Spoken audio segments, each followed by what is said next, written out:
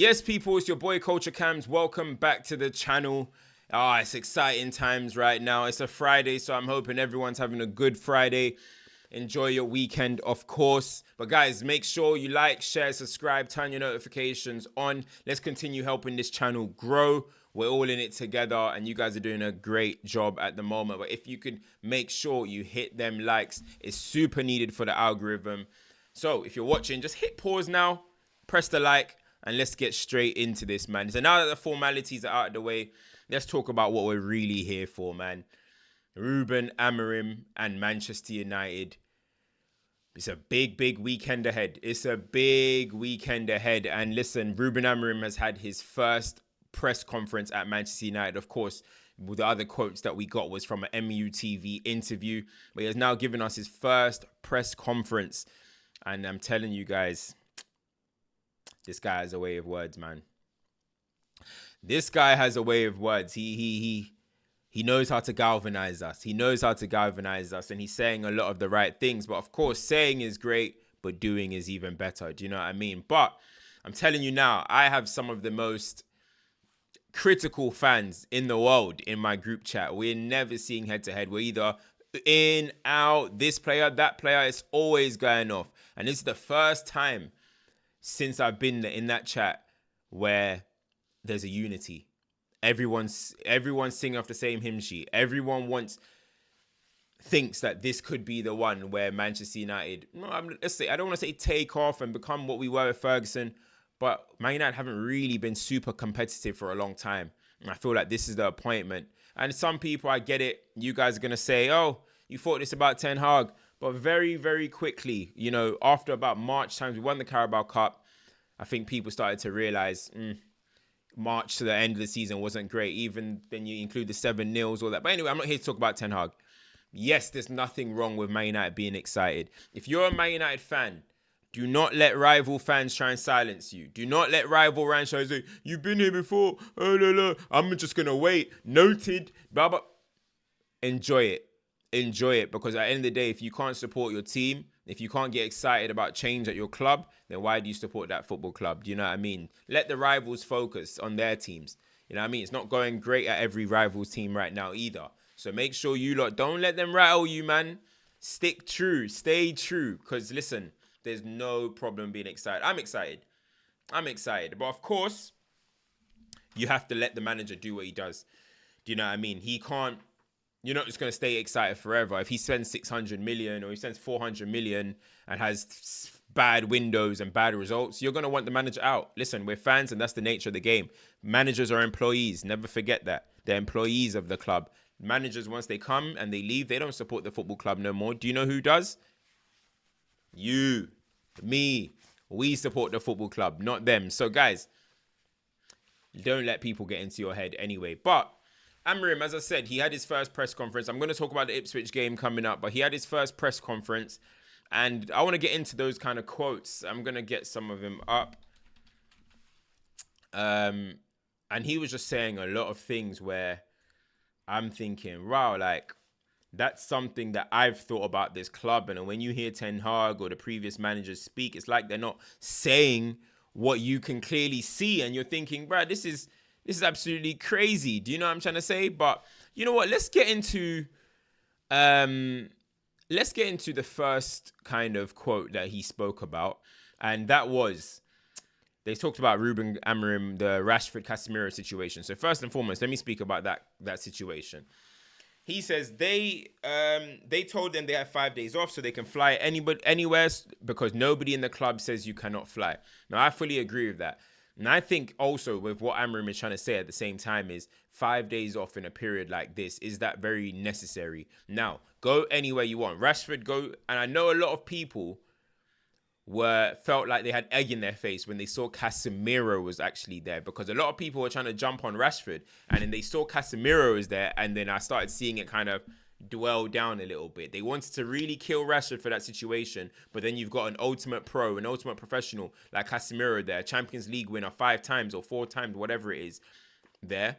People are like, oh, so going to a basketball game isn't a sign of bad professionalism. Oh, that's how it kind of felt. But I think 5 days off is mainly the thing. I think the club, 5 days off, is it really necessary? I know it's international break, but I think the guys should get a day or two off, but also make sure that they're still working hard and trying to obviously get fitter, and also obviously make an impression on their manager. But listen, Rashford was there, Casemiro was there, they trained with him.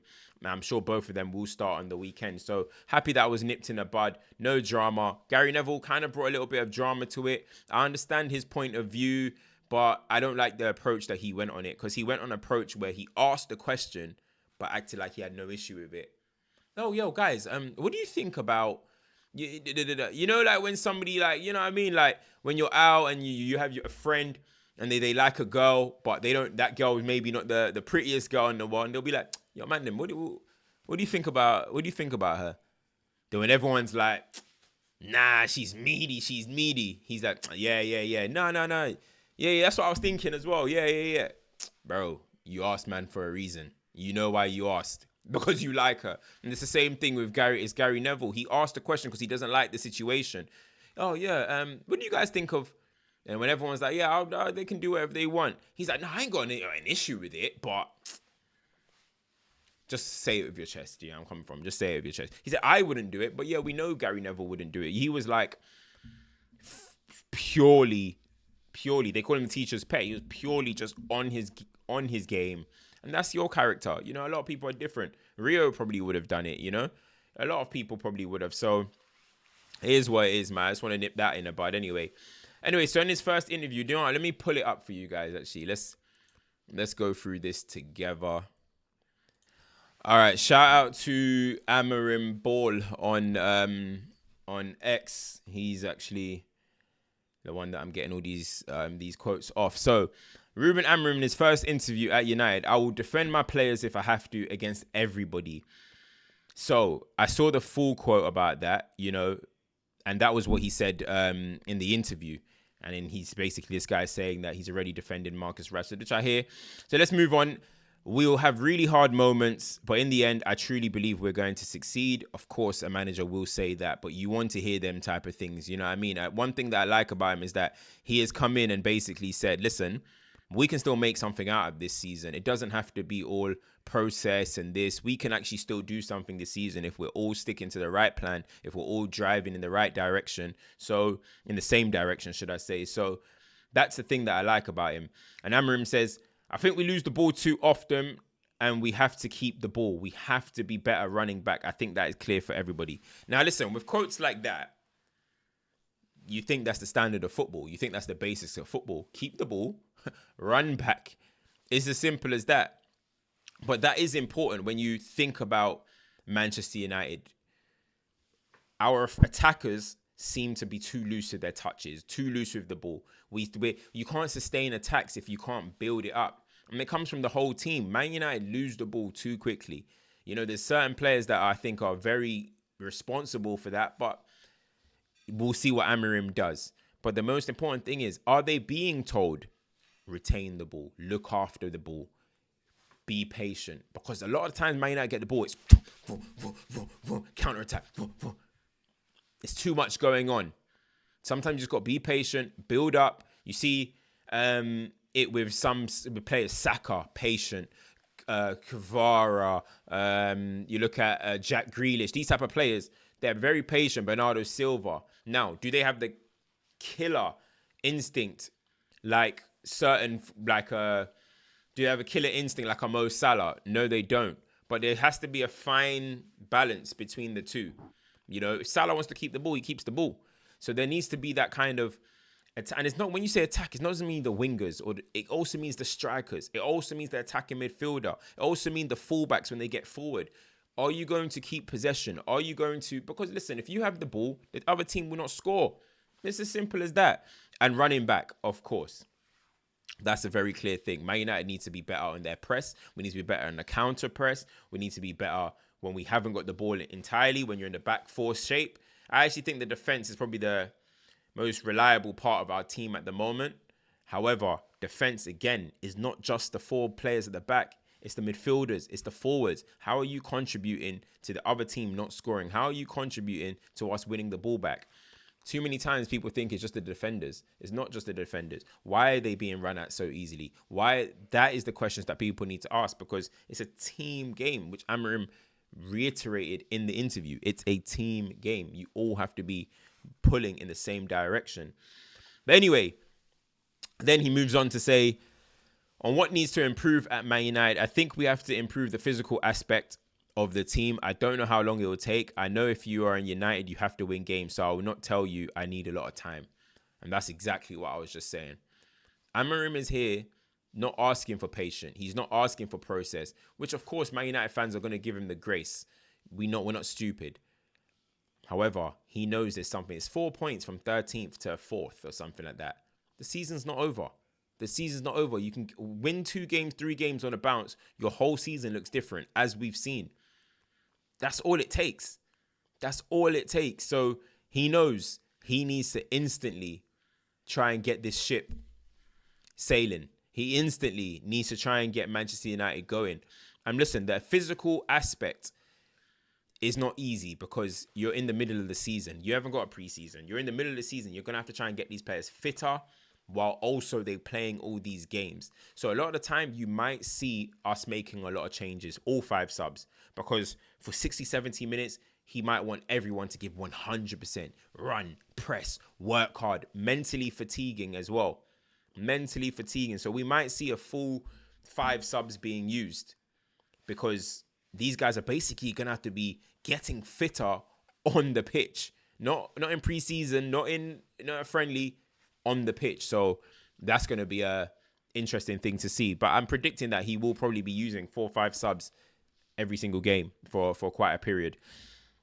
Ruben Amorim, call me naive, but I believe I am the right guy. I truly believe I am the right guy. Come on, man. There's not much to say there. Self-confidence, Portuguese people. I'll be disappointed if a Portuguese man walked into any room and didn't think he's the best. That's what Portuguese people are like. Cristiano, Jose, Figo. They all had this kind of, me? I do what I want, man. I'm the best. So I would expect the same from him. You even get that vibe from Marco Silva. You look at Marco Silva, he's got this arrogance about him. Portuguese people are just like that, man. They're just like that. So I like that quote though. Call me naive, but I believe I'm the right guy. I truly believe I'm the right guy. Go out there and prove it, man. Ruben, Erik ten Hag was amazing at Ajax. For me, he built the best 2 teams outside the 5 strongest leagues. So my confidence does not come from from winning from Sporting. My idea could go wrong, but I am comfortable because I know step 1, step 2, step 3. With that, I am confident we will achieve something. So basically, he's just saying that he already has his mapped plan of what he wants his Man United team to look like, what his Man United team will be. Kind of in a similar way, Arteta uses the word phase 1, phase 2, and all that type of stuff. But he's basically saying, I know what it's going to look like step 1, step 2, step 3. And by step 3, basically what he's saying is Man United will be competing at least for major trophies. You know what I'm saying? So that's good to hear. Again, as a coach, you have to choose one way or another. I choose always 100% our way. I choose to risk a bit. I believe so much in our way of playing, they will believe too. Guys, I'm telling you now, if I do not see a transformed Manchester United in terms of playing style, it's going to absolutely break my heart. The way this guy is talking, like it's his way of playing or no way, is the complete opposite to what Erik ten Hag was saying. Complete opposite. And Ten Hag was saying the Man United DNA, and then I don't have the players to play like I did at Ajax, and I don't this and I don't that, and we have to adapt and we have to... This brother's come in and simply said straight away, idea, identity, one way of playing, team. I believe so much in our way of playing. They have to believe it. They will believe it. That's what you want to hear, man. I want to see a different Manchester United on the pitch. Now, transform Man United doesn't necessarily mean we're going to win the league, but it means we're going to see something different. I want to walk and go and watch Manchester United and see something different. It's as simple as that. It's been too long, boring, same old thing. Now we're going to see a 3-4-3. Let's go shock some people, man. Ruben Amorim, I know you guys don't believe in these players, but I do. You guys think it's not possible. I think it's possible. I believe in them. They are open to different things, hard work, and they have to. And until they prove me wrong, I believe in them. I feel like he's taking shots at me. I feel like he just took a shot at me because I'll be honest, I don't believe in these players, man. I've lost faith in these players. I've lost belief in these players. But it's not my job to do that. It's Ruben Amorim's. You know? And as he said, until they prove me wrong, he'll believe in them. That's what you want to hear from a manager. That's what a manager is going to do. That's what a manager is going to say. But when you give these guys belief, they have to repay him. And too often, these players don't repay. And I'm not going to say the same players because Ten Hag signed how many players? That same players' narrative should go. But the players that he brought in aren't particularly great, in my opinion. He's brought in some decent ones. But these guys now have to fight for a new manager. He's publicly come and back them. I know you guys don't believe in these players. It's all up here, man. And this is what I was saying. You can have a tactics sheet. You can have a tactics board. You can do this. You can do that. But if you can't get into the players' heads, if you can't make them want to work for you, if you can't make them believe in you, who cares about tactics? We'll just go on Google and read tactics. Important, man. I think he's very, very high on the psychological side of the game, man. Ruben on United's tactical problems broken down. The first point is to press high. You have to be very fit and you have to cope with the demands of pressing. I'm just telling my way of seeing things is that the problem is with the ball. We win the ball, we lose the ball too fast. The focus this week was in that part. If you don't lose the ball, you can push higher. If you are higher, you can press better. It's like a snowball. Everything is connected. Facts. Bro, this is what we've been saying, bro. Build up the play, get higher, press teams in. So when they do win the ball, they're either going to go long and it's going to come back to your football club. Or if they try and start playing, you're already higher up. It's simple. You're already higher up. Press. This is what Barcelona did. This is what Liverpool do. This is what the top teams do. Press teams up. Let them fall back. When they try and play, you're going to be in strength in numbers. And this is when you're going to need people. You're going to need your centre-halves on the halfway line. You're going to need centre-halves engaging with that first striker. This is the important side of the game, man. Important. Too many times in the previous management, we're trying to press. The centre-halves are all the way behind the halfway line. The midfield are just in no man's land. And the strikers are pressing. 1-2 passes, you're screwed. Needs to be a plan. Needs to be together. Teamwork, man. It's a flipping football team. Ruben Amorim, the important part for me is that they have to understand the game. If they have to defend inside the goal of Onana, we would defend inside the goal of Onana. Proper Portuguese person, man. Portuguese managers have a pragmatic side to them. All of them do. And that's one thing I want my United fans to know. And I said it in my chat about him on my other videos. Don't think that he's just going to come and try and play swashbuckling football and just tippy-tapper and da-da-da-da-da. He doesn't play that anyway. But don't think it's going to be like that. Everything is signed. When Portuguese managers want to shut up shop, they shut up shop. That's proven facts. It's proven facts. There's going to be times where you're going to see us defending in a flat five. Flat five. And when we get the ball, the wingers are going to press up and push. That's what it's going to be, man. If you watch some of his sporting stuff, of course, they don't watch all the sporting senior Champions League games. You notice that immediately. Flat five. And obviously, I've watched a lot of his tactical breakdown videos as well, which you can see some of those as well if you could check on YouTube.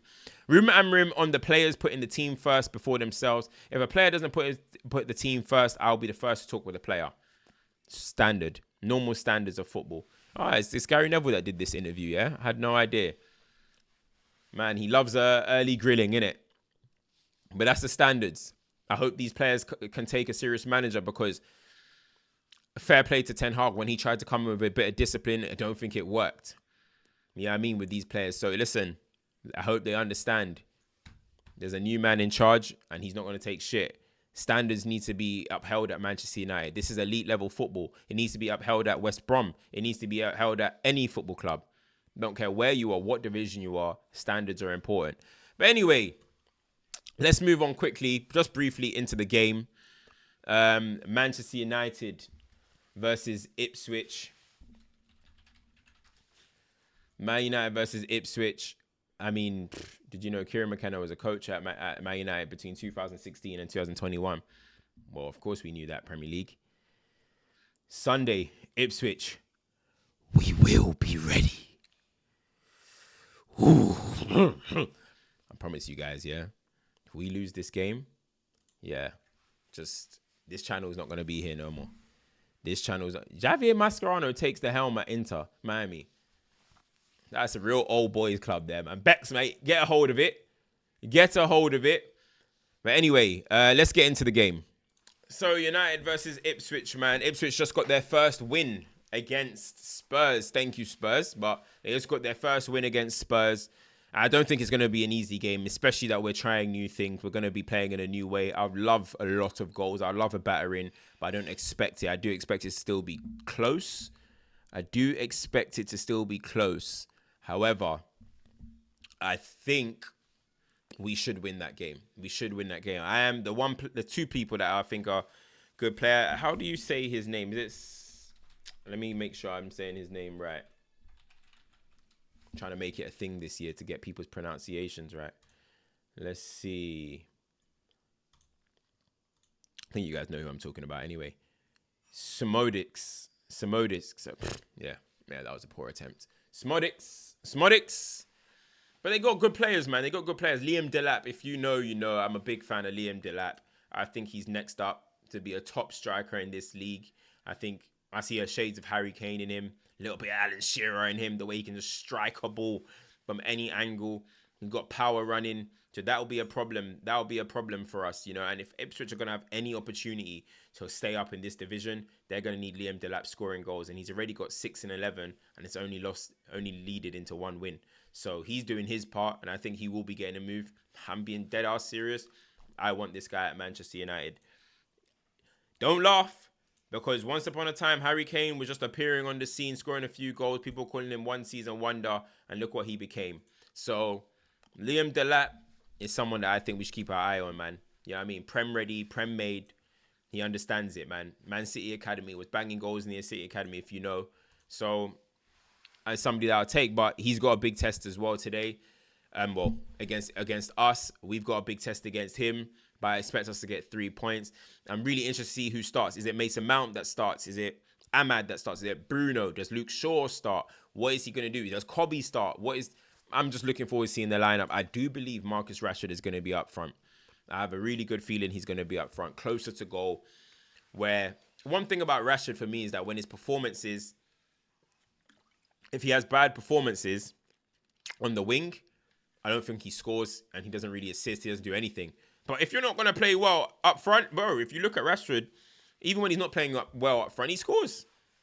He actually scores goals. But I know everyone's seeing Højlund as the new Gyökeres because he had Gyökeres. He's the new Gyökeres. Let's see.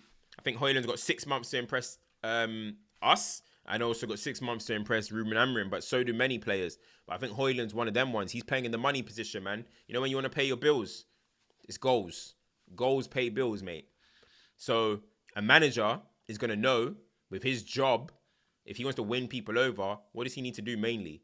He needs his team to score goals. And if you have an unreliable striker, instantly a manager's not going to look for that. And he's not going to want that. So I think Højlund has 6 months to prove himself under Ruben Amorim before we start looking in the market. But guys, I don't want to go on too long. I said it's not going to be long. It's nearly 30 minutes. Like, share, subscribe, turn your notifications on. If you're a United fan, I know you're excited, man. Let's get excited. Let's get happy. Let's get this 3 points, man. FCM will be on Sunday, straight after Ipswich v United after 4:30. So it'll probably be around 7 o'clock. You know I'm going to be there. Hopefully, after 3 points, man. I can't wait. It's going to be exciting. Let's get into this, man. So once again, like, share, subscribe, turn the notifications on. It's CultureCams. I'm going to be back. I might, if I can, do a watch along for the game as well, man. But listen, thank you for tuning in.